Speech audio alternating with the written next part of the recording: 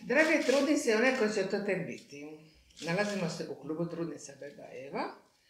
Ja sam osnivateljica kluba Trudnica Beba Eva. Malo da znate o meni, jer znanje o meni će dati jednu sigurnost vama da možemo zajedno krenuti preko naših video uradaka na putovanje zajedničko prema trenutku kada se beba rađa, da je dočekamo sa maksimalnom dobrodošlicom. Znači, ja sam Bosiljka Bulović, rođena u Splitu, odgojena u Splitu, živim u Splitu i ja sam srednja medicinska sestra primaljskog smjera Babica, viša medicinska sestra primaljskog smjera Babica, 50 godina radim u ovoj struci, tako da je njega majke, novorođenčeta, trudnoća moja osobna strast. Radila sam inače 30 godina kao patronažna sestra, tako da samo dojenje je savršena stavka u ovim našim video uradcima, jer ja garantiram da svaka trudnica koja dođe na naš video uradak o dojenju garantira 100% uspješno dojenje, što danas nije uobičajeno. Tako da te sve tajne o dojenju se mogu dobiti na našim video uradcima. Znači, ja radim i dalje.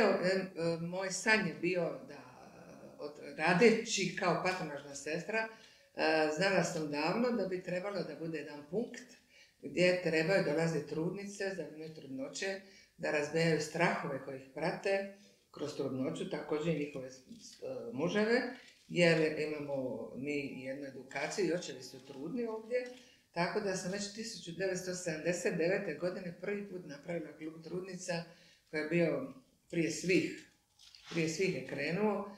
Rezultati su bili izvanredni, ali životna situacija moja nije bila izvanredna, jer su moja djeca bila mala, radila sam i bilo je neprihvatljivo tadašnjoj sredini da se može ovako nešto radi van sustava. Tako da čekalo se i dočekalo 2000. godina,